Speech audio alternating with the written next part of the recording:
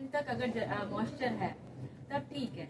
अगर उससे नीचे हुआ देन इट इज मतलब कि इट इज नॉट वायबल, उसमें जर्मिनेशन की क्षमता नहीं है। मतलब अगर उससे ज्यादा मॉइस्चर आया तो हम ये उसको बता देते हैं कि इसमें इन्फेस्टेशन के चांसेस ज्यादा हो जाएंगे। ठीक है, तो हमारा स्टैंडर्ड क्या है, 8 से 10% तक नमी रहे बीजों में तो वो मॉइस्चर टेस्ट पास करता है। ठीक है, ये दो बेसिक टेस्ट है। ठीक है, अब इसके बाद जैसे ये हमारा आप लोग अभी आगे पढ़ोगे या अगर पढ़ना शुरू किया होगा, मैथ्स में होता है ना primary data, raw data, secondary data आता है।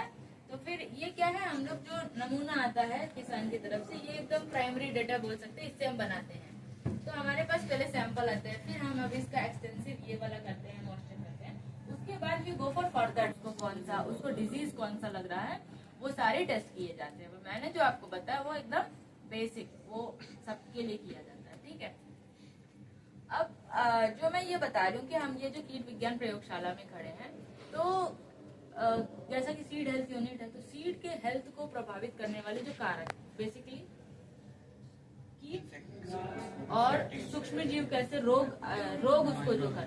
ठीक है, तो अगर कीट का मैं बोलती हूँ इंसेक्ट एंड एग्रीकल्चर, तो दिमाग में क्या आता है आपके, how they are affecting agriculture?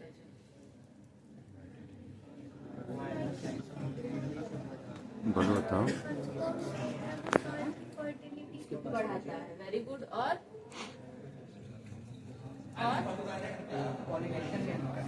वो तो बता दो। आपके सामने ये जो लगा है ना specimen, they are the bunch of, so अगर कीट खड़ी फसल को नुकसान करते हैं दैट इज ऑल्सो ओके। अगर कीट खड़ी फसल को नुकसान कर रहे हैं एंड अगर हमारी ग्रेनरी में इन्फेस्टेशन लग गया है, वहां कीट आ गए, तो हमें अटेंड करना पड़ेगा ना वो प्रॉब्लम। वैसे तो हमारा सिद्धांत क्या होता है, precaution is better than cure. हम ये सुनिश्चित करते हैं कि हमारा जो भी स्टोरेज एरिया है वो इंसेक्ट फ्री हो, मॉइस्चर उनका मेंटेन्ड हो, ऐसा नमी वाला जगह ना हो, क्योंकि अगर पहले से ही उस जगह का मॉइस्चर रहेगा तो बीज रखेंगे तो वो इन्फेस्ट होगा ही। फिर हम ये सुनिश्चित करते हैं ना, दे आर ग्रोइंग, एक दो फार्मर आए हैं वो न सिर्फ ग्रो कर रहे हैं इतने प्रोग्रेसिव में, they are selling online also.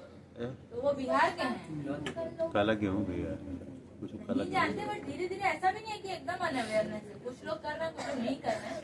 तो जो लोग कर रहे हैं तो उनको नेटवर्क। मैम गेहूं की भी काली फसल आ चुकी है। हाँ, पर्पल है, काला गेहूं भी है। तो I am just taking example कि हमारे अभी आए हैं यहाँ पे फार्मर, ऐसा नहीं है कि फार्मर लगे नहीं है, सब टाइप के फार्मर है। तो क्वेश्चन पूछिए फिर हम आपको भेजेंगे। बीटी फसल क्या होता है? हाँ, बीटी फसल ये होता है आपका जो उसके जो जेनेटिक में, जैसे कि अभी ने बताया बीटी कॉटन वैरायटी, जो बीटी ब्रिंजल की भी वैरायटी है। Yes sir. तो उसका क्या है ना कि it is presently banned to cultivate, उसको सिर्फ रिसर्च पर्पस के लिए ही यूज किया जाता है हमारे कंट्री में, और कंट्री में होगा तो होगा।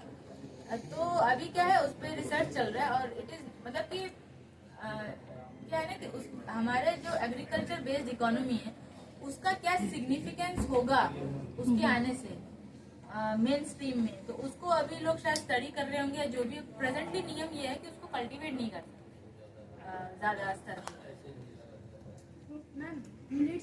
Of technique which we can grow plants. But वो क्या है ना कि वो ये लाइक बहुत ज्यादा आपके पास लैंड चाहिए एंड फैसिलिटीज चाहिए। तो बेसिकली ये थोड़े हाईली एफिशिएंट फार्मर ही कर सकते हैं, और जिसके पास ये टेक्नोलॉजी और इसको करने की व्यवस्था हो। ठीक है, लेकिन हमारे देश की ज्यादातर जनसंख्या क्या है, वो किसान जो जिनके पास छोटे जोत है